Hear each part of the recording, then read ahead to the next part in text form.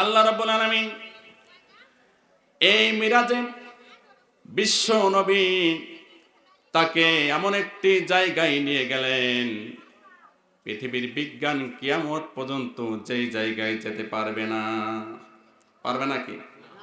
রব্বুল আলামিন তার হাবিবকে বিশ্ব নবীর নবুয়তের 10ম বছর, আল্লাহর নবী মদিনায় হিজরতের 3 বছর পূর্বে নবী করিম সাল্লাল্লাহু আলাইহি সাল্লামের স্ত্রী মারা গেলেন, চাচা মারা গেলেন।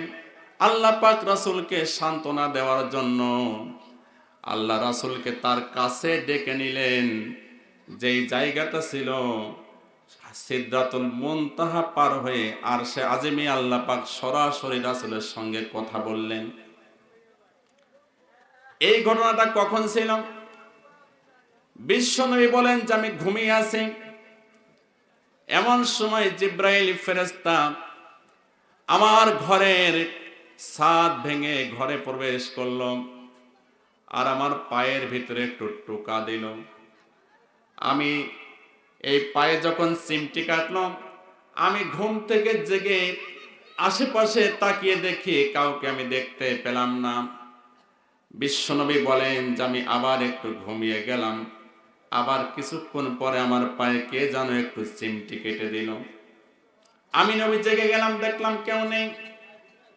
আবার কিছুক্ষণ পরে চিমটি কাটলো, আমি জেগে দেখলাম আমার সামনে জিব্রাইল, আর আমাকে ধরে নিয়ে যাওয়া হলো বাইরে। আমার বুকটা চিরে ফেলা হলো, আমার দেহ থেকে কি যেন বের করে সেটাকে একটা স্বর্ণের পাত্রে রেখে ধৌত করে আবার ভিতরে রেখে দেওয়া হলো। আজকের বৈজ্ঞানিক open heart surgery, medical science যে ওপেন হার্ট সার্জারি যে শিক্ষাটা পেয়েছে, এইটা পৃথিবীর কোনো বিজ্ঞান, পৃথিবীর কোনো মানুষ থেকে তারা শেখে নাই। বিশ্বনবীর সিনা সাত থেকে আজকের বিজ্ঞান কিন্তু ওপেন হার্ট সার্জারির এই অপারেশন শিখেছে, ঠিক কিনা? বিশ্বনবীর প্রথমে অপারেশন হয়, আল্লাহর নবীর জন্য একটি বুরাক আনা হয়, আর বুরাকে করে রাসূলকে নিয়ে যাওয়া হয় বাইতুল মুকাদ্দাসে। নবীজি বলেন বাইতুল মুকাদ্দাসের একটি খুঁটির সঙ্গে বুরাকটি বেঁধে আমি বাইতুল মুকাদ্দাসের ভিতরে প্রবেশ করি। আমার ইমামতিতে সমস্ত নবীদেরকে নিয়ে আমি 2 রাকাত নামাজ পড়ি। এরপরে জিব্রাইল আমাকে নিয়ে চলে যাই প্রথম আসমানে। প্রথম আসমান পারি নেই, আদম আলাইহিস সালামের সঙ্গে দেখা। আদম আলাইহিস সালাম আমাদের সকলের আদি পিতা, তার সঙ্গে আলাপ আলোচনা করার পরে জিব্রাইল আমাকে দ্বিতীয় আসমানে নিয়ে চলে গেল। দ্বিতীয় আসমানে গিয়ে দেখা হলো ইয়াহিয়া নবীর সঙ্গে। এরপর আমাকে তৃতীয় আসমানে নিয়ে গেল, সেখানে দেখা হলো ইউসুফ নবীর সঙ্গে, আল্লাহ যেই নবীকে সবচাইতে বেশি চেহারা দিয়েছিলেন। এরপরে ফেরেশতা আমাকে চতুর্থ আসমানে নিয়ে যায়, সেখানে দেখা হয় ইদ্রিস নবীর সঙ্গে আমার কথা হলো।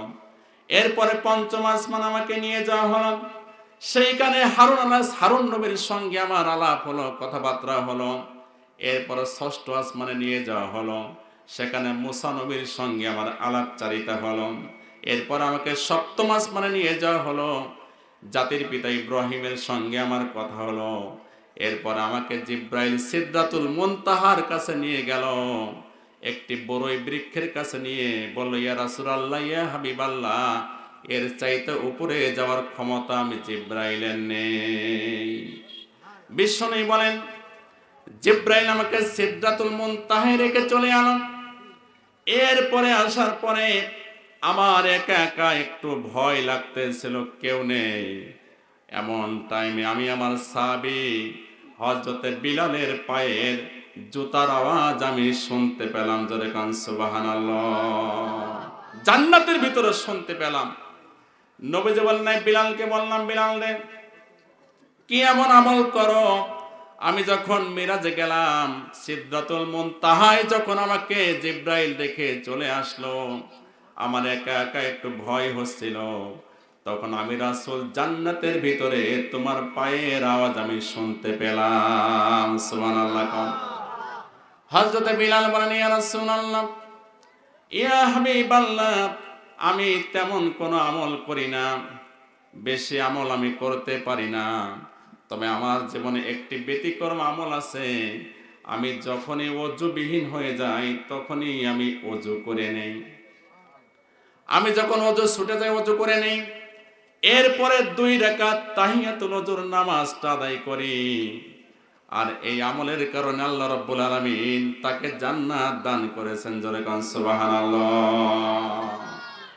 সম্মানিত হাজরিন, বিশ্বনবী বলেন এরপরে কিছুক্ষণ পর আমার জন্য বাহন আনা হলো রফ বাহন হলো পালকির মতো। কেমন জানো নবীজি বলেছেন, রফ বাহনটা তাফসীরের কিতাবের মধ্যে আছে।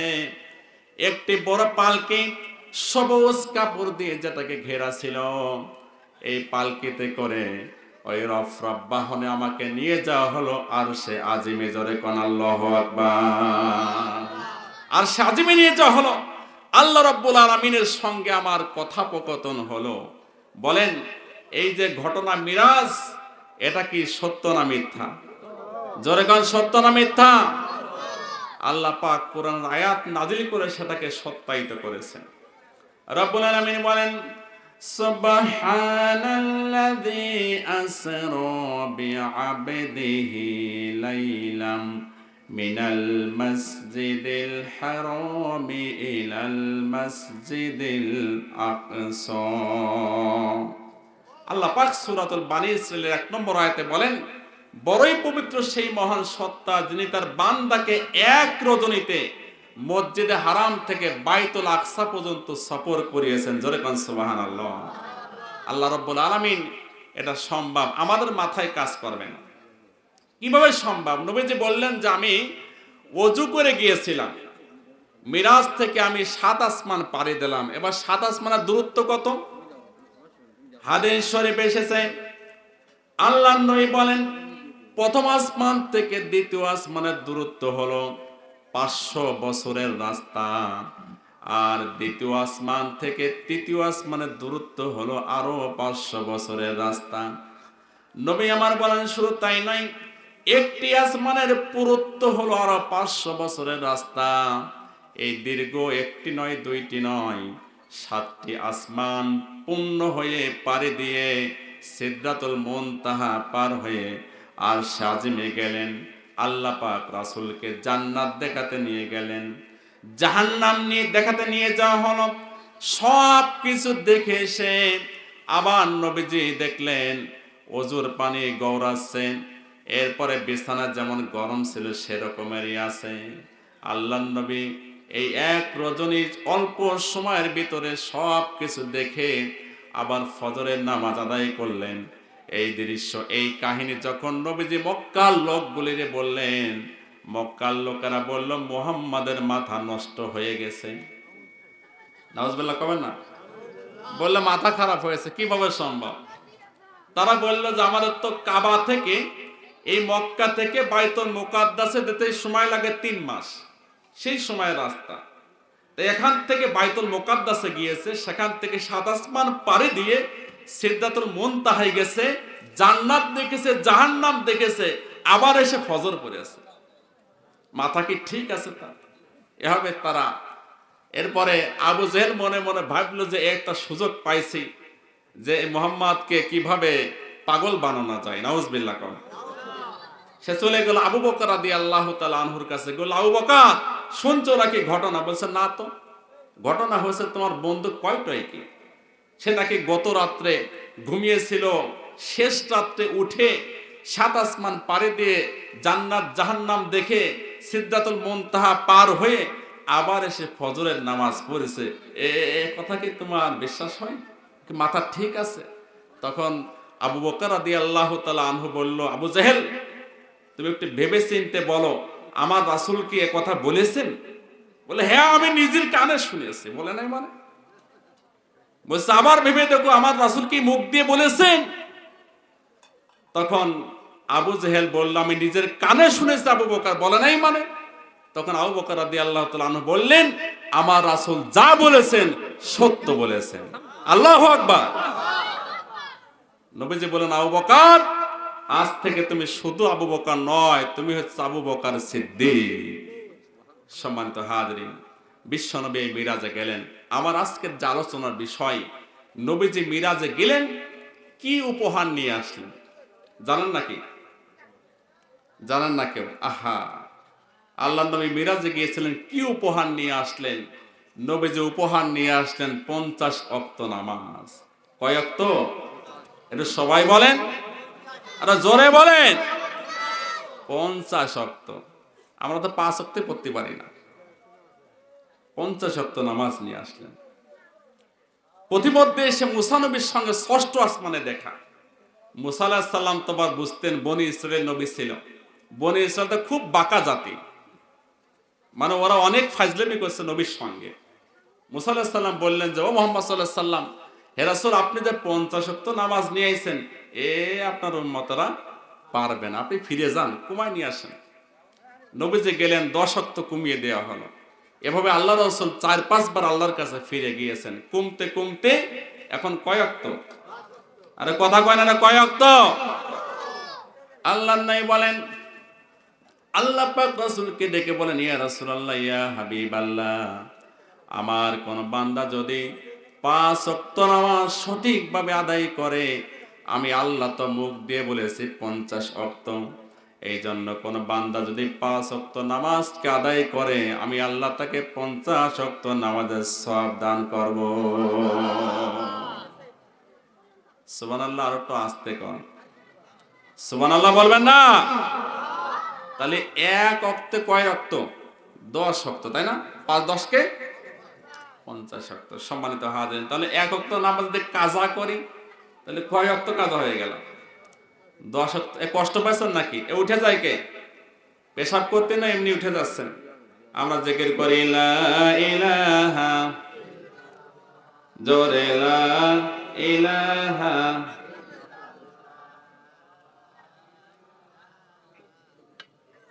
জোরে লা ইলাহা ইল্লাল্লাহ।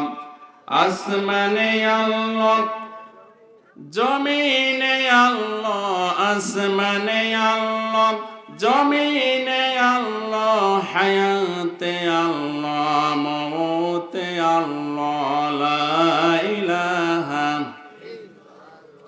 জোরে লা ইলাহা, লা ইলাহা ইল্লাল্লাহু মুহাম্মাদুর রাসূলুল্লাহ সাল্লাল্লাহু। তাহলে নামাজ পড়ব কয় ওয়াক্ত বলেন? 5 ওয়াক্ত। কয় ওয়াক্ত? 5 ওয়াক্ত। কয় ওয়াক্ত? একটু সবাই বলেন, কয় ওয়াক্ত নামাজ? 5 ওয়াক্ত নামাজ পড়তে হবে। সম্মানিত হাজিরিন, নামাজটি আমরা আজকে আমাদের নিজেদের উপরে জুলুম নিয়ে, মানে বোঝা মনে করেছি। বোঝা বোঝেন তো? বোঝাকে কেউ ইচ্ছা করে নেয় মাথায়, নামাজটাকে বোঝা মনে করেছে। অথচ নামাজটা ছিল আল্লাহর পক্ষ থেকে উম্মাতের জন্য, বান্দার জন্য একটি উপহার। রাসূলকে উপহার দিয়েছেন, নবীজি কত খুশি মনে নিয়ে আইছেন, আর আমরা বেজার হয়ে যাই। কি বলেন? বললাম নাকি? আমরা বেজার হয়ে গেছে 5 ওয়াক্ত নামাজ পড়ে। আসুন, নামাজটা কি? নামাজের আবেদনিক অর্থ হচ্ছে মুখ ঘুরিয়ে দেওয়া, চেহারা ঘুরিয়ে দেওয়া। আমি আমার চেহারাটা ঘুরাই দেবো কার দিকে? জোরে বলেন, আরো জোরে। আচ্ছা, বুঝলাম না, আল্লাহর নাম নিতে কি লজ্জা হয় না? আল্লাহর নাম খারাপ? কথা কয় না, আল্লাহর নাম খারাপ? এটা আল্লাহর নাম নেন তো। আল্লাহ আল্লাহ আল্লাহ আল্লাহ, কি যে মধুর নাম, কি যে মধুর নাম।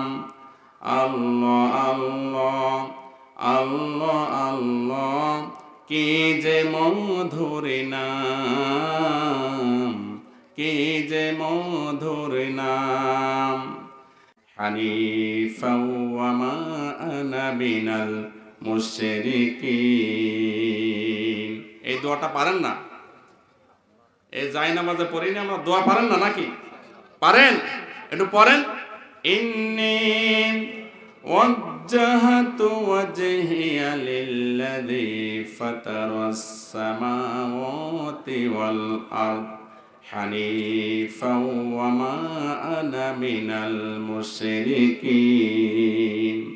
আমি আমার চেহারাকে, আমি আমার মুখটাকে সেই মহান মালিকের দিকে ঘুরিয়ে দিলাম যে আল্লাহ সুবিশাল আসমান আর সুবিস্তীর্ণ জমিনের মালিক, ঠিক কিনা? হানিফা ওয়া মা আনা মিনাল মুশরিকিন। আর আমি মুশরিকদের সঙ্গে সম্পর্ক ছিন্ন করলাম, আল্লাহর দিকে মুখ ঘোরালাম, মুশরিকের সঙ্গে সম্পর্ক কি করলাম? ছিন্ন করলাম। আমার ভাইয়েরা, নামাজের 2 নম্বর অর্থ হলো নিকটবর্তী হওয়া। বান্দা যদি আল্লাহ রাব্বুল আলামিনের নিকটবর্তী হতে হয়, আল্লাহ পাকের নিকট যদি যেতে হয়, সিজদার বিকল্প নেই, ঠিক কিনা? আল্লাহ পাক বলেন ওয়াসজুদ ওয়াকতারিব, বান্দারে তোমার কপাল আর নাক দিয়ে আমি আল্লাহকে সিজদা দাও, আর সিজদার মাধ্যমে আমার নিকটবর্তী হয়ে যাও। বলেন সুবহানাল্লাহ। সিজদা দিলেই আল্লাহর নিকটবর্তী হয়ে যায়। বলেন সুবহানাল্লাহ। বিশ্বনবী সাহাবীরা প্রশ্ন করল, ইয়া রাসূলুল্লাহ, ইয়া হাবিবাল্লাহ, বান্দা কখন আল্লাহর নিকটে চলে যায়? আল্লাহ নবী বলেন, বান্দা যখন আল্লাহকে সিজদা দেয় তখন বান্দা এবং আল্লাহর মাঝে কোনো পর্দা থাকে না। সুবহানাল্লাহ। কোন একেবারে নিকটবর্তী হয়ে যায়। আমার ভাইয়েরা, এই জন্য নামাজটি ফরজ করা হয়েছে। নামাজ কিন্তু নফল নয়। 5 ওয়াক্ত নামাজ আদায় করা প্রত্যেকটি মুসলমানের জন্য কি নফল না ফরজ? আর আস্তে কোন না নফল না ফরজ? আল্লাহ নামাজ ফরজ করেছেন এই জন্যই। মানুষের স্বভাব হলো গোলামি করা। আমাদের ফিতরাতটি হলো কারো না কারো কাছে মাথা নত করা, গোলামি করা। এই জন্য বান্দারে গোলামি যদি করতে হয়, মাথা নত যদি করতে হয়, আল্লাহর বিকল্প কি আর কেউ আছে নাকি? আল্লাহ পাক বলেন, বান্দারে যেহেতু মানুষের স্বভাবটি হলো গোলামি করা, মাথা নত করা, এই জন্য আমি দুনিয়ার মানুষকে সৃষ্টি করেছি কেবলমাত্র আমার গোলামি করার জন্য, দাসত্ব করার জন্য। বান্দা কারো গোলামি করবা না, কারো দাসত্ব করবা না, একজনের গোলাম হয়ে যাবা। তার নাম কি? আরো জোরে বলেন, তার নাম কি?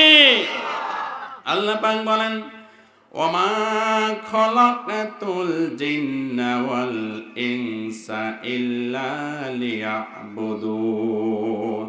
সূরা জারিয়াত 51 নম্বর সূরা 53 নম্বর আয়াত আল্লাহ পাক বলেছেন, বান্দারে আমি এই দুনিয়াতে জিন আর মানব জাতিকে সৃষ্টি করেছি একমাত্র আমার গোলামি করার জন্য, ঠিক কিনা?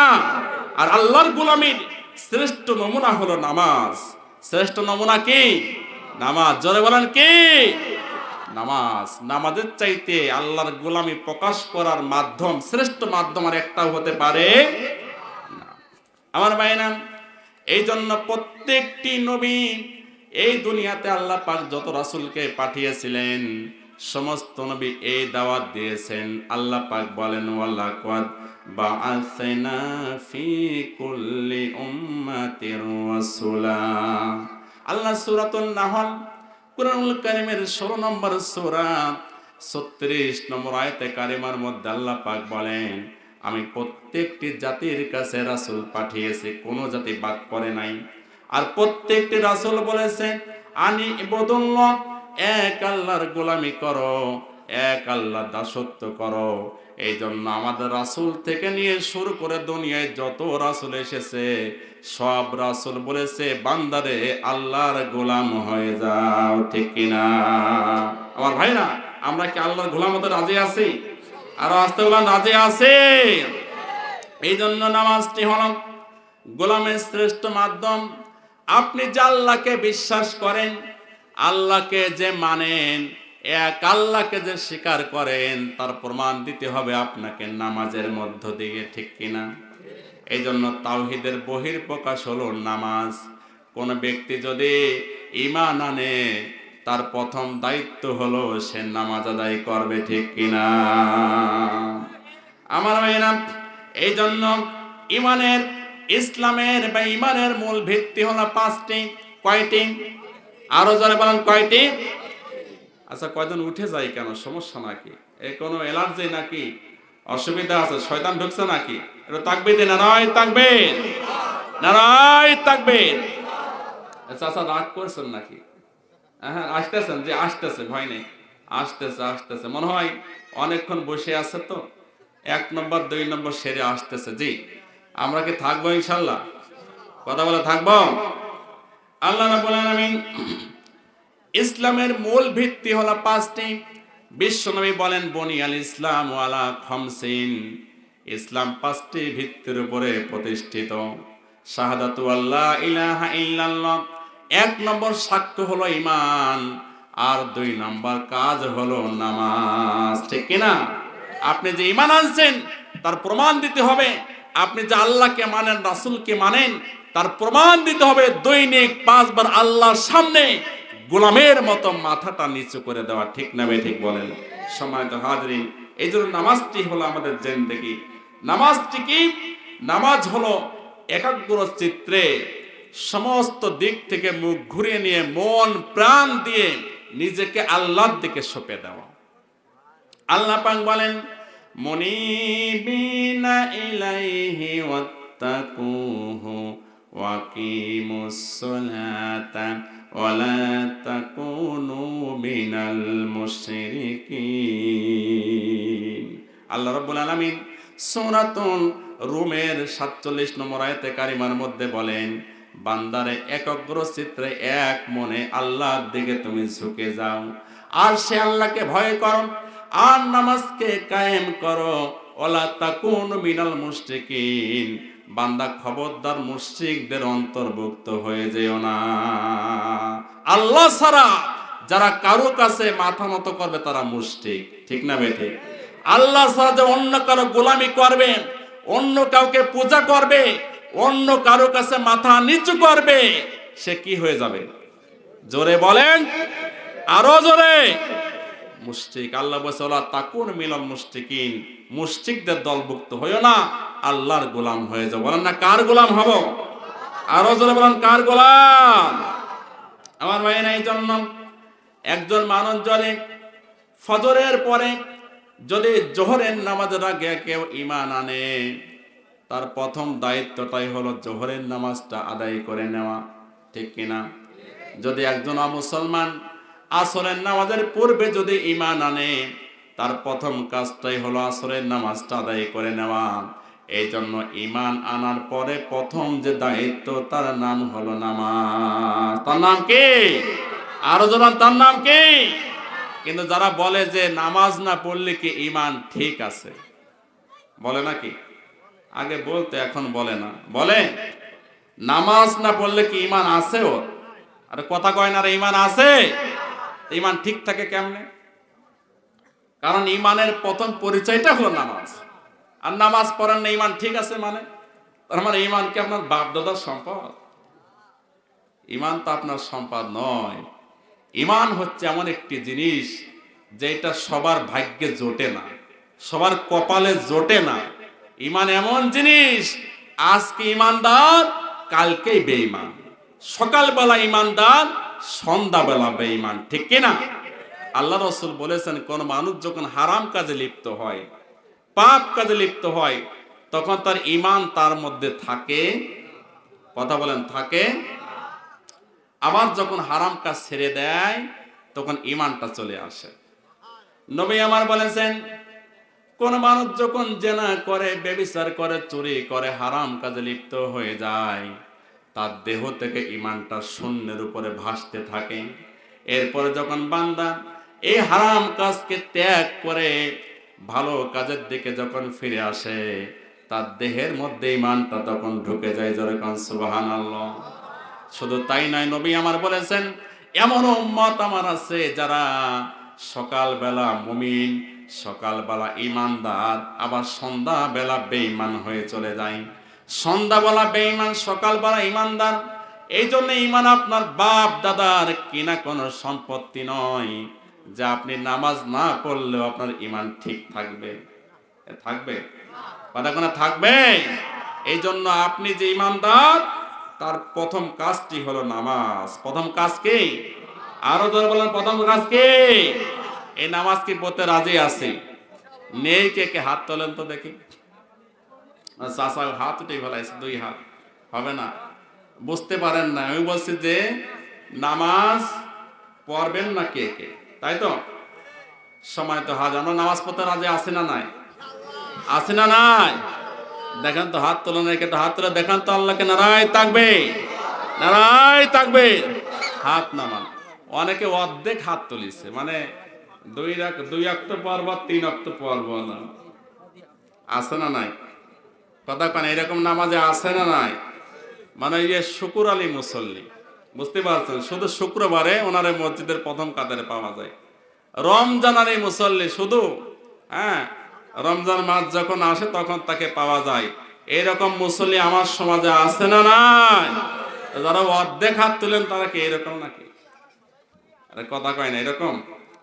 আমরা 5 ওয়াক্ত নামাজ পড়ো ইনশাআল্লাহ। এই জন্য নামাজটি হলো এমন একটি ইবাদত, যে ইবাদতের ব্যতিক্রম বিকল্প অন্য কিছু হতে পারে না, অন্য কিছু হতে পারে না। যেমন রোজা, একটু ভালো করে বোঝেন। রমজান মাসে যখন রোজা এসে যায়, যদি কোনো বান্দা অসুস্থ থাকে, অসুস্থ অবস্থায় রোজা কাজা করার হুকুম আছে। কাজা করার কথা বুঝতেছেন? এরপরে যদি কেউ সফরে থাকে, ভ্রমণে থাকে, সে অবস্থায় কষ্ট হইলে রোজাকে ছেড়ে দেওয়ার সুযোগ আছে, জায়েজ আছে, হুকুম আছে। এই জন্য ইচ্ছা করলে রোজা কাজা করে পরে আদায় করা যায়, কিন্তু নামাজের ব্যাপারে কোনো বিকল্প ব্যবস্থা নেই। যে অবস্থায় থাকেন নামাজ, আল্লাহ পাক বলেন ফাইন খিফতুম ফারিজালান আও রুকবানা। আল্লাহ পাক বলছেন, বান্দারে যখন তুমি ভীতি অবস্থায় থাকো, শত্রু তোমাকে আক্রমণ করেছে, দৌড়াচ্ছ, নামাজের সময় হয়ে গেছে, পথে পিছনে শত্রু পথ দিয়ে তুমি দৌড়াচ্ছ, আজান দিয়েছে মুয়াজ্জিন আসরের আজান, এই যে দৌড়ানো অবস্থায় তোমাকে নামাজ আদায় করা লাগবে। আল্লাহ রাসূলের একজন সাহাবী মাঠের ভিতরে উট চারাচ্ছিলেন, উটের রশি ধরে উটকে ঘাস খাওয়াচ্ছিলেন। আর সাহাবী নামাজে দাঁড়িয়ে গেল, উট ঘাস খাচ্ছে, উটটা এগিয়ে যায়, সাহাবী নামাজ অবস্থায় হাঁটতেছিলেন। উট যেমন ঘাস খাইতে খাইতে হেঁটে হেঁটে যাচ্ছিল, সাহাবী হেঁটে হেঁটে নামাজ পড়ছিলেন। পাশের থেকে আরেকজন ব্যক্তি বলল যে তুমি কি রকম নামাজ পড়ো, তোমার তো নামাজ হইল না। সাহাবীর এই কথা যখন রাসূলের কাছে গেল, আল্লাহ নেই বললেন ওই ব্যক্তির নামাজ হয়ে গেছে। জোরে কান সুবহানাল্লাহ। আপনাকে শত্রু আক্রমণ করলাম, দৌড়াচ্ছেন, নামাজের সময় হয়েছে, সে অবস্থায় নামাজ আদায় করে নিন। এরপরে আল্লাহ পাক কোরআনে বলছেন, যদি সফরে থাকেন, ঘরের মধ্যে আছেন, সফরে আছেন, যানবাহনে, বিমানে, ট্রেনের ভিতরে, বাসের ভিতরে অবস্থান করছেন, নামার কোনো সুযোগ নেই, নামাজের সময় হয়ে গেল, কি করবেন? বহুত নামাজি আছে, মুসল্লি আছে, বাড়ি নামাজ পড়ে বাসে উঠলে নামাজ নাই, 2 ওয়াক্ত ছুটে যায়, 1 ওয়াক্ত নামাজ ছুটে যায়, আছে না নাই? আছে না নাই? আল্লাহ পাক বলছেন সুযোগ নেই। গাড়ির ভিতরে আছো বান্দা, যে অবস্থায় আছো, ওযু না থাকলে তায়াম্মুম করে নামাজ পড়ো। আর যদি কিবলা বুঝতে না পারো, গাড়ি যাচ্ছে উত্তর দিকে, পশ্চিম দিকে, মাথা দেওয়ার কোনো সুযোগ নেই। আল্লাহ পাক বলছেন, বান্দারে ওয়ালিল্লাহিল মাশরিকু ওয়াল মাগরিবু ফাআইনামা তুওয়াল্লু ফাসাম্মা ওয়াজহুল্লাহ। জোরে কোন আল্লাহু আকবার। সূরা বাকারা 115 নম্বর আয়াত। আল্লাহ বলছেন, বান্দারে পূর্বের মালিক আমি আল্লাহ, পশ্চিমের মালিক আমি আল্লাহ। তুমি যানবাহনে থেকে যেদিকে মুখ করে নামাজ পড়ো না কেন, সেই দিকেই আমি আল্লাহ। সুতরাং আপনি কোন উসলতে, কোন ওজর আপত্তিতে নামাজ কে ছেড়ে দেবেন? অসুস্থ আছেন, নামাজ ছাড়ার কোনো সুযোগ নাই। যদি বসে পারেন বসে পড়েন, বসে না পারলে শুয়ে পড়েন, কথা না বলতে পারলে ইশারায় ইশারায় নামাজ পড়ার দরকার আছে না নাই? আরো জোরে বলেন, আছে না নাই? আল্লাযীনা ইয়াযকুরুনাল্লাহা কিয়ামান ওয়া কুউদান ওয়া আলা জুনুবিকুম। আল্লাহ পাক বলেন, বান্দারে দাঁড়িয়ে আমার স্মরণ করো, দাঁড়িয়ে না পড়লে বসে বসে আমাকে স্মরণ করো, আর বসে না পারলে শুয়ে শুয়ে আমাকে স্মরণ করো। যেমনে পারো তেমনে করো, নামাজ ত্যাগ করার সুযোগ বান্দা তোমার নাই, ঠিক কিনা? এই জন্য নামাজের কোনো বিকল্প নেই, পড়তেই হবে। যে অবস্থায় পোশাক না থাকলে উলঙ্গ অবস্থায় নামাজ পড়তে হবে। পানির ভিতরে আছেন, এই যে মাঠে কাজ করে অনেকে, কি এলাকায় করে না, পানির ভিতরে কাজ করতেছেন, সেখান থেকে আসা কষ্ট জোহরে কিভাবে আসবেন, ওখানে পানির ভিতরে দাঁড়িয়ে নামাজ পড়তে হবে, কাদার ভিতরে নামাজ পড়তে হবে। কোন অবস্থায় নামাজের স্থান নেই, কোন সুযোগ। আল্লাহ বলছেন, বান্দা যে অবস্থায় আছো নামাজ পড়ো, আমি আল্লাহ কবুল করব। সুবহানাল্লাহ। এই জন্য নামাজের কোনো বিকল্প নেই। নামাজটি হলো আমাদের জিন্দেগি, নামাজটি আমাদের কি জিন্দেগি। জোরে বলেন, নামাজ কি জিন্দেগি। যার নামাজ নেই তার জীবনটা বৃথা। নামাজই হলো আমার জিন্দেগি। এই জন্য আল্লাহ বলছেন, রাসূল বলেন, কুল ইন্না সলাতি ওয়া নুসুকি ওয়া মাহইয়া ওয়া মামাতি লিল্লাহি রাব্বিল আলামিন। হে রাসূল বলেন, আমার নামাজ, নিশ্চয় আমার নামাজ, আমার কোরবানি, আমার জীবন, আমার মরণ সবটাই একজনের জন্য। তিনি কে? তো আল্লাহ নামটা জোরে নেন, তিনি কে? আরো জোরে বলেন, তিনি কে? আমার জীবন, আমার মরণ, আমার নামাজ, আমার কুরবানি কার জন্য? আমার নামাজ কার জন্য? নামাজটি হলো জিন্দেগি, আল্লাহর জন্য আমি আমার জীবনটাকে বিলিয়ে দিয়ে। সম্মানিত হাজিরিন, কিয়ামতের দিন আমাদের সকলকেই তো একদিন মরতে হবে নাকি? কথা কয় না, মরা লাগবে কি লাগবে না? চেয়ারম্যান মরে না, হ্যাঁ? চেয়ারম্যান মরবে? কথা কয় না, চেয়ারম্যান মরবে, মেম্বার, হ্যাঁ, সকলেরই মরা লাগবে কি লাগবে না?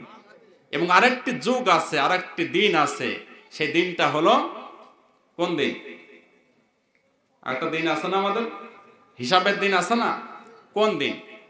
আল্লাহ রাব্বুল আলামিন সেই দিনটি হলো ইয়াউমুল কিয়ামা। আমরা দৈনিক সূরা ফাতিহায় পাঠ করি, মালিকি ইয়াউমিদ্দিন। এই আয়াতটা পারেন না?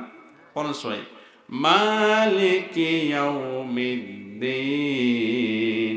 আল্লাহ হলেন বিচার দিনের মালিক। সেই কিয়ামতের দিন যারা জান্নাতে যাবে আর যারা জাহান্নামে যাবে, এই জাহান্নামীদেরকে প্রশ্ন করা হবে। জান্নাতের ফেরেশতারা এবং জান্নাতীরা জাহান্নামীদেরকে প্রশ্ন করবে, ও জাহান্নামীরা, তোমরা কেন আজকে জাহান্নামে আসলে? জান্নাতীরা প্রশ্ন করে, কেন জাহান্নামে আসলে? সেই দিন জাহান্নামীরা দুইটা কারণ বলবে। কয়টি কারণ? আরো জোরে বলেন, কয়টা কারণ? দুইটি কারণ বলবে। জাহান্নামীরা সেই দিন বলবে, ক্বালু লাম নাকু মিনাল মুসাল্লিনা ওয়া লাম নাকু নুতঈমুল মিসকিন। আমরা নামাজি ছিলাম না, আর এতিম মিসকিনদেরকে আমরা খাবার দেই না, এই কারণে জাহান্নামে এসেছি। তার মানে হলো জাহান্নামীরা যে জাহান্নামে যাবে তার বড় দুইটি কারণ। এক নম্বর কারণ হলো নামাজ না পড়া। এই আয়াত থেকে স্পষ্ট হয়ে গেল, নামাজ না পড়লে জাহান্নামে যাওয়া লাগবে কি লাগবে না? জাহান্নামীরা নিজেরাই বলবে, আমরা মুসল্লি ছিলাম না, আমরা নামাজি ছিলাম না, এই কারণে আজকে আমরা জাহান্নামে এসে জ্বলে পড়েন, নাউজুবিল্লাহ। আমার ভাইরা, সুতরাং নামাজ পড়ার দরকার আছে না নাই? আমরা কি জাহান্নামে যাব না জান্নাতে যাব? জোরে বলেন, জাহান্নামে না জান্নাতে যাব? জান্নাতে যেতে হলে নামাজ পড়তে হবে।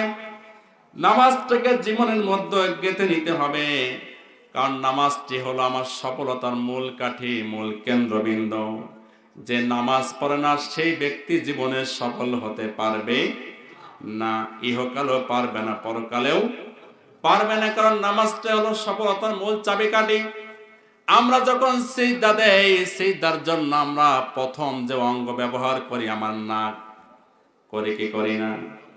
এরপরে ব্যবহার করি আমার কপাল। আমরা অনেকেই বলি আমার তো ভাই কপালটা পুড়ে গেছে। আসলে তার কপালে কি কেউ আগুন দিয়েছে নাকি? কথা বলেন। কপাল পড়লো কেন? তার মানে কপালটাকে বলা হয় ভাগ্যের প্রতীক। যদি কোনো মানুষের ভাগ্য খারাপ হয়ে যায়, বলে যে আমার তো কপাল পুড়ে গেছে। আবার অনেকে বলে ভাই আমার তো নাক কাটা গেছে। নাক কি কেটে দিয়েছে নাকি কেউ? কথা বলেন। নাক কাটা গেল কেন? তার মানে নাকটাকে ধরা হয় মর্যাদার প্রতীক। ছেলেতে মেয়েতে এমন কাজ করেছে যে মর্যাদা খাটো হয়েছে। এবার বলেন, এই যে মর্যাদার প্রতীক নাক আর ভাগ্যের প্রতীক কপাল, এই নাক আর কপাল দিয়ে বান্দা যখন মালিকের দরবারে দৈনিক 5 বার সিজদায় লুটিয়ে পড়ে, আল্লাহ পাক ওই বান্দার ভাগ্য ভালো বানিয়ে দেবেন, মর্যাদাও বাড়িয়ে দেবেন। জোরে কান সুবহানাল্লাহ। শুধু ইহকালে নয়, বরং পরকালেও তার মর্যাদা বেড়ে যাবে। আল্লাহ রাব্বুল আলামিন খাস মুমিনদের কাতারে শামিল করে নেবেন। আল্লাহ পাক বলেন কদ আফলাহাল মুমিনুন। আল্লাহ পাক বলছেন মুমিনেরা সফলতা অর্জন করেছে, সফল কাম হয়েছে যেই সকল মুমিনগুলো 5 ওয়াক্ত নামাজ বিনয়ের সঙ্গে আদায় করেছে। জোরে কান সুবহানাল্লাহ। নামাজ না পড়লে তার মধ্যে সফলতা নেই। নামাজটাই হলো আপনার আমার জীবনের সফলতার মূল কেন্দ্রবিন্দু। ঠিক না বেঠিক? আর আসতে বলেন ঠিক না বেঠিক? এই জন্য ইসলামের গণ্ডির মধ্যে প্রবেশের মাধ্যম হলো নামাজ। আপনি যে মুসলমান তার প্রমাণ দিতে হবে নামাজের মধ্য দিয়ে। নবী আমার বলেছেন মুসলমান এবং কাফেরের মধ্যে পার্থক্য হলো নামাজ। এটা মনে হয় বানাই বললাম নাকি? কথা কেন বানাই বললাম? নবী বলেছেন যে মান তারাকা সালাতা মুতাআম্মিদান ফাকাত কাফারা, যে ব্যক্তি ইচ্ছা করে নামাজকে ছেড়ে দিল সে ব্যক্তি কুফরি করলো, সে ব্যক্তি কাফের হয়ে গেল। এই জন্য ইসলামের গণ্ডির মধ্যে প্রবেশের মূল কেন্দ্রই হলো নামাজ। আল্লাহ পাক কোরআনুল কারীমের মধ্যে ঘোষণা করেন ফাইন তাবু ওয়া আকামুস সালাতা ওয়া আতাউজ যাকাতা ফাইখওয়ানুকুম ফিদ্দিন। জোরে কোন সুবহানাল্লাহ। রব্বুল আলামিন বলেন যদি লোকেরা তওবা করে আর নামাজকে কায়েম করে, যাকাতকে আদায় করে, তাহলে সেই লোকগুলি হলো মুসলমানদের দ্বীনী ভাই। যদি কেউ তওবা করে, নামাজ আদায় করে, যাকাত আদায় করে, তার আমাদের দ্বীনী ভাই। এই ঘোষণা কার? যারা বলেন ঘোষণা কার? আপনারা কি কষ্ট পাচ্ছেন? কথা বলেন না, কষ্ট পাচ্ছেন? এই জন্য নামাজটি যেহেতু গুরুত্বপূর্ণ আর ইসলামের গণ্ডির মধ্যে প্রবেশের মাধ্যম, এই জন্য আল্লাহ পাক বলেছেন একটি ইসলামী সরকারের প্রধান 4টি কাজ, তার মধ্যে 1 নম্বর কাজ হলো নামাজ। 1 নম্বর কাজ কি? জোরে বলেন 1 নম্বর কাজ কি? রব্বুল আলামিন বলেন কোন মুসলিম শাসক যখন ক্ষমতায় আসবে, দেশ পরিচালনা করবে, সেই শাসক 4 দফা কাজ করবে। 1 নম্বর কর্মসূচি হলো সেই দেশে রাষ্ট্রীয়ভাবে নামাজকে কায়েম করে দেবে। ঠিক কিনা? এরকম সরকার আপনারা চান কিনা? মাত্র 4-5 জন এরকম সরকার চান কিনা? কে কে চান হাত তোলেন তো দেখি কয়জন। দেখেন তো হাত তোলা বাকি আছে কে? নারায়ে তাকবীর, নারায়ে তাকবীর। হাত নামান, আল্লাহ কবুল করুন বলে আমিন। আমার বাংলাদেশটা এরকম একটি দেশ হোক যেই দেশটি আগামীতে আল্লাহর কোরআন দিয়ে চলবে। ঠিক কিনা? জোরে বলেন ঠিক কিনা? এই জন্য ইসলামী রাষ্ট্রের বা সরকারের প্রধান দায়িত্ব হলো 4টি। আল্লাহ সূরা হজের 41 নম্বর আয়াতে বলছেন, রব্বুল আলামিন বলেন আল্লাযীনা ইম্মাক্কান্নাহুম ফিল আরদ আকামুস সালাত। জোরে কোন আল্লাহু আকবার। আমাদের সরকারেরা কত ক্ষমতায় আসলো, কত সরকার গেল এলো, কেউ তো এই আয়াত পড়ে না। আবার ক্ষমতায় আসার আগে বলে যে আমরা মদিনা সনদ দিয়ে দেশ চালাবো। বলে কি বলে না? কথা কয় না? বলে কি বলে না? আল্লাহ পাক কোরআনে বলছেন যে তোমার প্রথম কাজ আমি তোমার ক্ষমতা দিয়েছি, প্রথম কাজ হলো এই দেশে আকামুস সালাহ, নামাজ কায়েম করে দেবা। জোরে কোন ঠিক কিনা? নামাজ কায়েম করে দেবা। নামাজ যদি কায়েম হয়ে যায়, সেই দেশে অন্যায় একটা একটা করে দূর হয়ে যাবে। দুর্নীতি, বৈষম্য, অপরাধ, হারাম কাজ, অন্যায় কাজ কেবলমাত্র দূর করতে পারে নামাজ। ঠিক কিনা? সম্মানিত হাজরিন, আর কোরআনের বিধান, যেহেতু আল্লাহর কোরআন হচ্ছে সমস্ত রোগের ওষুধ। আচ্ছা বলেন তো, চোর ভালো হবে কোন ডাক্তারের কাছে গেলে? আরে কথা কয় না, কোন ডাক্তারের কাছে যাবেন? চোর ভালো, এই যে গাঁজাখোর, অনেকে মদ খায়, গাঁজা খায়, নেশা করে, এলাকা আছে নাকি? এই নেশা করে এই যে গাঁজা খাওয়ার ওষুধ কি? দারোগারা তো অনেক মারা মারে, কিন্তু ভালো হয়? কথা কয় ভালো হয়? আমি এক দারোগাকে বলেছিলাম যে মাগুরাতে, তিনি বললেন যে ভাই 2 মাস পর পর একজন গাঁজা বিক্রেতা, তাকে ধরে পিটালাম, পা পর্যন্ত ভেঙে দিলাম, যতই মারি ও আর বন্ধ করে না। তাহলে সমাধান কি?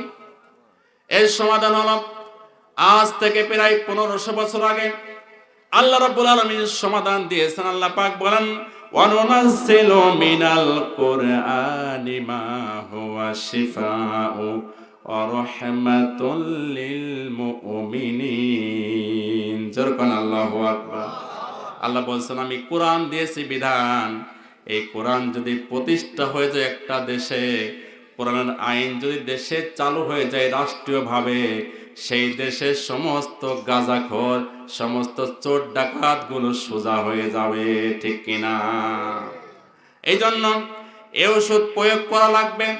এই ওষুধ প্রয়োগ করতে হলে শুধু দোয়া করলে হবে না, আল্লাহর কোরআনকে সংসদে নেওয়ার দরকার আছে না নাই? আরো আসতে কোন আছে না নাই? কিন্তু কোরআন কি সংসদে আছে? কথা কে আছে? কোরআন আইন কি আমার দেশে চলে? কোরআন আইনটা হলো চোরের বিচার হবে হাত কেটে দেওয়া, কিন্তু এই বিচার কি আমার সমাজে আছে? আজকে আইন যদি চালু হয়ে যেত, আমাদের দেশের হাজার হাজার চেয়ারম্যান আর মেম্বারের দেহ থেকে হাতটি আলাদা হয়ে যাইত। কথা কয় না? এই এলাকায় মনে হয় এরকম কেউ নেই আমার ভাইরা। এই জন্য এই আইন পাশ হওয়ার দরকার আছে, যার কারণে হাজারো মানুষের খাদ্যদ্রব্য চলে যায় একটা পেটের ভিতরে, সবাই বঞ্চিত হয়ে যায়। কি করবেন? এলাকায় ভাতা আছে না? ভাতা, কথা কয় না? ভাতা আছে। জমির নাম পত্তন হয়, কয় টাকা নেয়?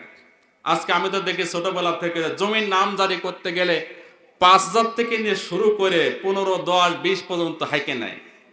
কথা কয় না? আরো কথা কন না কে? নেয় কি না?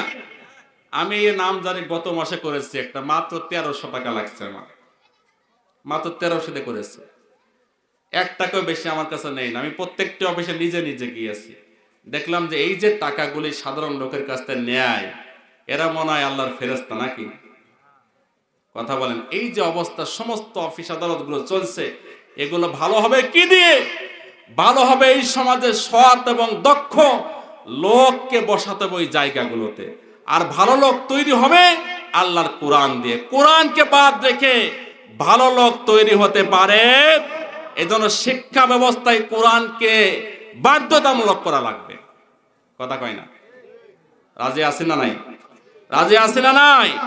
শিক্ষা ব্যবস্থা আজকে আমাদের এমন করা হয়েছে যে শিক্ষিত চোর, শিক্ষিত ডাকাত এক কলমের খুসা দিয়ে কোটি টাকা লুটে নিচ্ছে। বললাম কথা কানা হচ্ছে কি হচ্ছে না? এই জন্য এই ব্যাপারে আমাদের সজাগ থাকার দায়িত্ব আছে যে আমরা আমাদের কোরআনের পক্ষে কাজ করতে হবে। সম্মানিত হাজরিন, এই জন্য আসুন, একটি ইসলামী রাষ্ট্রের প্রধান দায়িত্বই হচ্ছে নামাজকে দেশে কায়েম করে দেওয়া। কারণ নামাজ যদি চালু হয়ে যায়, সমাজ থেকে অন্যায় কাজ দূর হবে কি হবে না? আসতে বলেন, হবে কি হবে না? দূর হতে বাধ্য। তা না হলে আল্লাহর আয়াত, রাসূলের হাদিস মিথ্যা হয়ে যায়।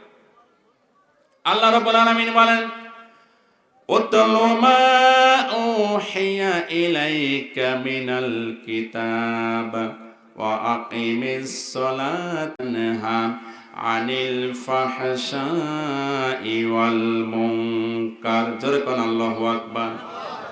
রব্বুল আলামিন বলেন, বান্দারে, আমি যে ওহী তোমার উপরে নাজিল করেছি কোরআন, ওই ওহিটা তেলাওয়াত করো, ওয়াকিমিস সালাহ, নামাজকে কায়েম করো।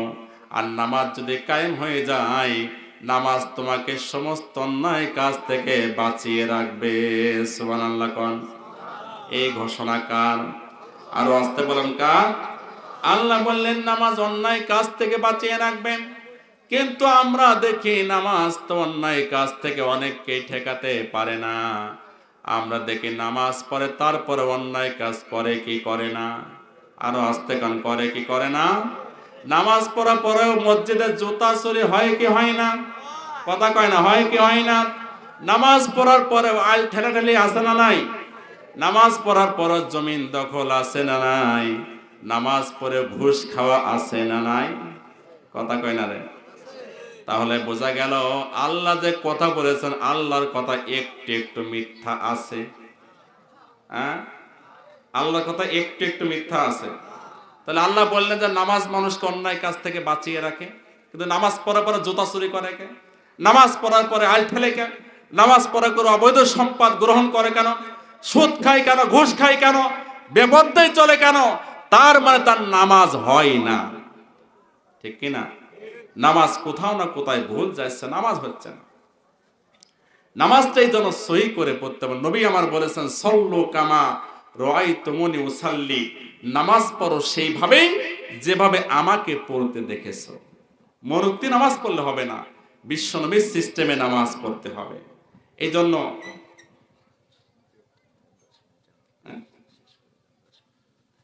যে সম্মানিত হাজরিন, তাহলে আমরা যে কথা বলতেছিলাম, নামাজই পারে অন্যায় কাজ থেকে মানুষকে বাঁচাতে, এই কথা কার?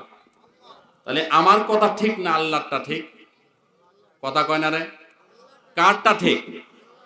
আল্লাহর নবী বলেছেন লাউ আন্না নাহারান বিয়াবাবি আহাদিকুম, যদি কোনো মানুষের ঘরের সামনে একটা নদী থাকে, কি থাকে? বিশ্বনবী বলেছেন যদি কোনো ঘরের সামনে একটা নদী থাকে, আর আল্লাহর বান্দা ইয়াগতাসিলু ফিহি কুল্লা ইয়াউমিন খামসান, নবী আমার বলেন দৈনিক যদি 5 বার ওই ব্যক্তি গোসল করে, বলতো তার গায়ে কি কোনো ময়লা থাকতে পারে কিনা? সাহাবীরা বলল ইয়া রাসূলুল্লাহ, দৈনিক যদি নদীতে 5 বার গোসল করে তার গায়ে তো কোনো ময়লা থাকতে পারে না। নবীজি বললেন 5 ওয়াক্ত নামাজ তদ্রূপ, যদি কোনো বান্দা 5 ওয়াক্ত নামাজ পড়ে সেই ব্যক্তি কোনো অন্যায় কাজ করতে পারে না, ঠিক কিনা? কিন্তু করে কেন? তার মানে হচ্ছে নামাজ হয় না। এই জন্য আসুন আমাদের নামাজটা এমন ভাবে আদায় করতে হবে যেন নামাজ আমাদেরকে পাপ কাজ থেকে মুক্ত করে জান্নাতে কাজ করার সুযোগ দান করো। সকলে বলি আমিন, আরো জোরে বলি আমিন। এবার এখানে কথা আছে, কথা হলো নামাজের মধ্যে 2 শ্রেণীর নামাজি আছে আমাদের সমাজে। এক শ্রেণীর নামাজি হলো খাঁটি মুসল্লি, 1 নাম্বার। আর এক শ্রেণীর মুসল্লি হলো মুনাফিক মুসল্লি। কি মুসল্লি? জোরে বলেন।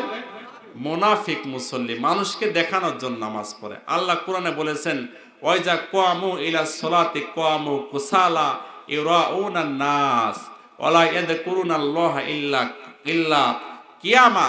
আল্লাহ বলছেন যে যারা মানুষকে দেখানোর জন্য নামাজ পড়ে, লোক দেখানোর নামাজ পড়ে, এই ধরনের মুসল্লি হলো মুনাফিক মার্কা মুসল্লি। আর যারা 1 নাম্বার মুসল্লি, তারা কার জন্য নামাজ পড়ে? যারা কার জন্য নামাজ পড়ে? আমার ভাইরা, এই জন্য আসুন আমরা আমাদের রাসূল সাল্লাল্লাহু আলাইহি ওয়াসাল্লামের শেখানো দোয়া দিয়ে, পদ্ধতি দিয়ে নামাজ পড়া রাজি আছি না নাই? আর আস্তে কোন রাজি আছি না নাই? আমাদের নামাজ পড়তে হবে 5 ওয়াক্ত। আল্লাহর নবী সারাটা জীবন ব্যয় করেছেন, এমনকি রাসূল যখন মৃত্যুবরণ করবেন, আল্লাহর নবীর জীবনের শেষ নসিহত ছিল নামাজ। নবীজি মারা যাবেন, জিবরাইল ফেরেশতা আগমন করলেন, এসে সালাম করলেন আসসালামু আলাইকুম ইয়া রাসূলুল্লাহ, হে আল্লাহর রাসূল, আল্লাহ পাক আপনাকে সালাম করেছেন আর জানতে চেয়েছেন আপনি কেমন আছেন। নবীজি বললেন জিবরাইল রে, আমি খুবই কষ্টের মধ্যে আছি, ইতিপূর্বে এত কষ্ট আমার হয় নাই, অনেক কষ্টের মধ্যে আছি। জিবরাইল বলে ইয়া রাসূলুল্লাহ ইয়া হাবিবাল্লাহ, আমি আজকে একজন নতুন ফেরেশতা নিয়ে এসেছি, এই ফেরেশতার নাম হলো মালাকুল মাউত। ইয়া রাসূলুল্লাহ, মালাকুল মউত বলে, হে আল্লাহর রাসূল, এই পৃথিবীতে কারো জান কবজ করার জন্য আমার অনুমতি নেওয়া লাগে নাই, আর কিয়ামত পর্যন্ত অনুমতি লাগবে না, কিন্তু আপনার ব্যাপারে অনুমতি নিতে বলা হয়েছে। নবী আমার বললেন, জিব্রাইল, মালাকুল মউত আজরাইল, যদি আমি অনুমতি না দেই তাহলে তুমি কি করবে? মালাকুল মউত বলল, ইয়া রাসূলুল্লাহ, তাহলে আমাকে আল্লাহর কাছে ফিরে যেতে হবে। আল্লাহর নবীর পাশে বসে আছেন ফেরেশতা জিব্রাইল। জিব্রাইল ডাক দিয়ে বলেন, ইয়া রাসূলুল্লাহ, আল্লাহ রাব্বুল আলামিন আপনার সঙ্গে সাক্ষাতের অপেক্ষা করছেন। নবীজি বললেন, মালাকুল মউত, তুমি তোমার দায়িত্ব পালন করো, ডিউটি শুরু করো।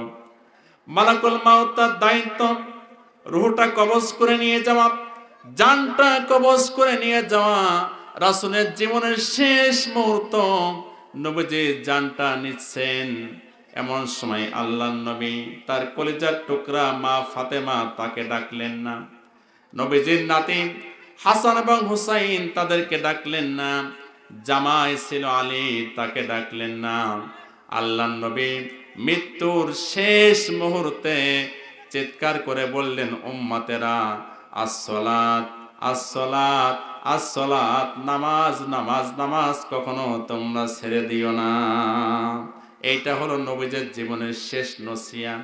যেই রাসূল আমাদের জন্য এত কিছু করলেন, যেই নবী আমাদের জন্য কাঁদলেন, যেই রাসূল কিয়ামতের দিন আমাদের জন্য হাউজে কাউসার নিয়ে অপেক্ষা করবেন, যেই রাসূল উম্মতের জন্য সুপারিশ করবেন, সেই রাসূল জীবনের শেষ মুহূর্তে যেই নসিহতটি করলেন, সেই নসিহত ছিল নামাজ।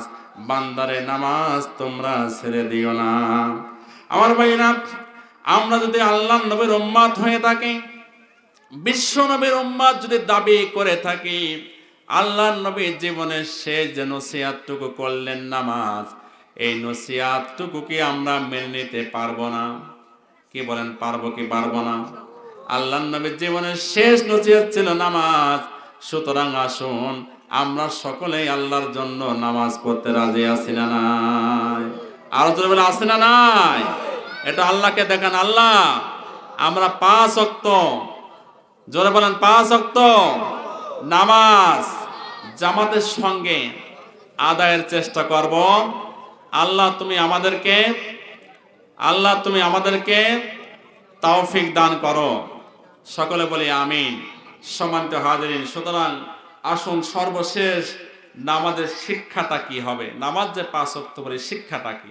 আচ্ছা, নামাজ যে আমরা আদায় করি জামাতের সঙ্গে, একজন ইমাম থাকে না, ইমামের নেতৃত্বে আমরা নামাজ পড়ি। ওখানে ইমাম সাহেব যদি এলোমেলো হয় বা ভুল পড়ে, তখন মুসল্লি লোকমা দেয় কি দেয় না? দেয় কি দেয় না? ইমাম বলল আলহামদুলিল্লাহ রাব্বিল আলামিন, তারপরে বলল মালিক ইয়াউমিদ্দিন, হ্যাঁ, ভুল হয়েছে না? তখন মুসল্লি লোকমা দেয় কি দেয় না? এবার ইমাম সাহেব যদি শার্ট প্যান্ট পরে নামাজ পড়ে, আপনারা এলাকায় পড়বেন নাকি?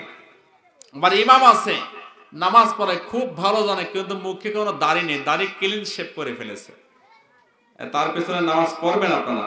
কথা কেন পড়বেন? আচ্ছা, ইমাম মাঝে মাঝে রাত্রে বেলা গরু চুরি করে। কি চুরি করে?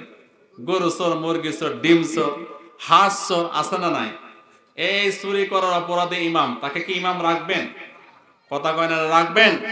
তাহলে আমরা একজন ইমামকে, নামাজের 1 নম্বর শিক্ষা হলো একজন ইমামকে আমরা 100 থেকে 200 বা 500 লোক তার পিছনে নামাজ পড়ে, সেজন ইমাম বাছাই করার জন্য আমরা অনেক কিছু দেখি, তার পা থেকে নিয়ে মাথা পর্যন্ত। এমনকি পরিবারও দেখি, ইমামের বউ যদি বেপর্দায় রাস্তা দিয়ে হেঁটে যায়, তার পিছনে তাকে কি ইমামতি রাখবে মানুষ?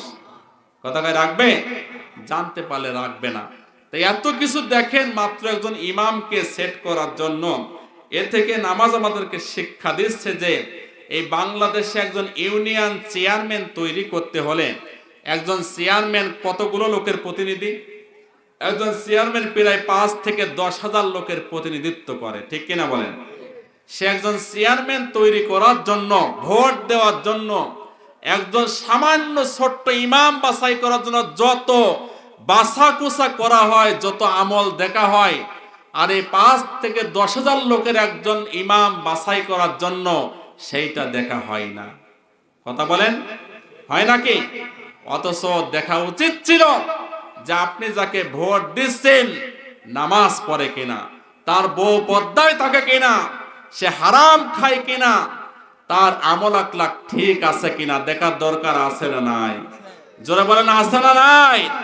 নামাজ আমাদেরকে সেই শিক্ষাটাই দিচ্ছে যে একজন নেতা যখন সমাজে নির্বাচন করবা, অবশ্যই আল্লাহওয়ালা, দেশ প্রেমিক, ইসলাম প্রেমিক ব্যক্তিকে ভোট দিয়ে নেতৃত্ব দিতে হবে। ঠিক না বেঠিক বলেন? নামাজের 2 নম্বর যে শিক্ষাটি হলো, নামাজ যখন আমরা জামাতে আদায় করি, যদি কোনো ব্যক্তি কাতা সোজা না করে একটু বেঁকা হয়ে দাঁড়ায় থাকে, আর তার জন্য কাতা যদি পুরা বাঁকা হয়ে যায়, এই দায়িত্ব সে নেবে না? কথা বলে, নামাজ ভুলের জন্য তার দায় পড়বে না?